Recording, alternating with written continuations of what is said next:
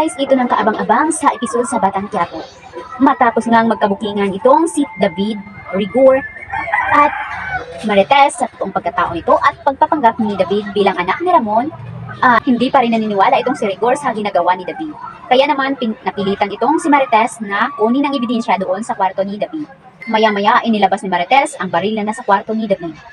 At sinabihan niya si Rigor sa buong pangyayari na itong si David ay nagpapanggap nga na bilang isang anak ni Ramon Montenegro. Kaya naman nagpalusot itong si David, sinabi niya na itong si Marites ay karelasyon at walang iba kundi si Ramon at nagkikita sila. Kaya naman ay nagalit itong si Rigor at sinampal itong si Marites. Kaya naman nagalit itong si Tingdi at sinigawan niya ito si Rigor. Kaya naman ay bumunot na nga ito ng baril itong si Rigor para barilin nga itong si Marites.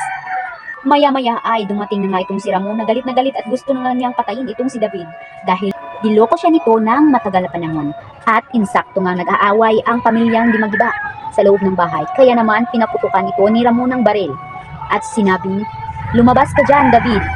Harapin mo ako." Kaya naman sinabi ni Rigor na nagtataka kung bakit buhay pa itong si Ramon. At nagbarilan na nga sila at naghabulan hanggang patungo sa plaza ng Quiapo. Kaya gulong-gulo na po ang baryo ng Quiapo.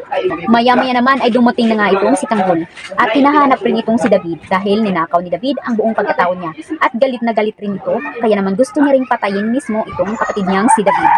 Kaya naman naghabulan sila doon sa plaza at nakita nga ni Tanggol itong si David na tumatakbo, na pinagbabaril at nagbarilan na nga doon. Kaya naman ay nandoon na nga itong si chairman para ayusin ang gulong, ngunit wala siyang magawa dito. Kaya naman tumawag na nga ito ng pulis para arestuhin ang pamilya Di Magiba. Maya-maya naglalaban ang mag-ama na si Tanggol at Ramon Montenegro sapagkat gustong isali ni Ramon na patayin itong si Tanggol dahil hindi niya pa alam na totoo niya itong anak. Buti na lang ay dumating itong si Marites para sabihin ang katotohanan na anak niya nga itong si Tanggol. Kaya habang nagbubugan silang dalawa ay dumating na nga itong si Marites at sinabi ang buong katotohanan na hindi sila dapat magpatayan dahil sila ay mag-ama. Kaya huminto ang dalawa sa pag-aaway.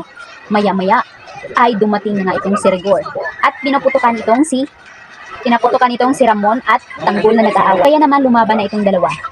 Maya-maya ay dumating ang mga kapulisan para arestuhin sila. Ngunit pinataka sila ni Marites. Kaya dinala na nga itong si David sa ospital at Rigor. At sumunod nga doon si Marites. Kaya naman nagalit itong si Rigor dahil nagpakita pa nga itong si Marites sa ospital sapagkat siya ang dahilan ng lahat ng ito. Kaya naman ipinaaresto ni Rigor itong si Marites at ipinakulong niya ito.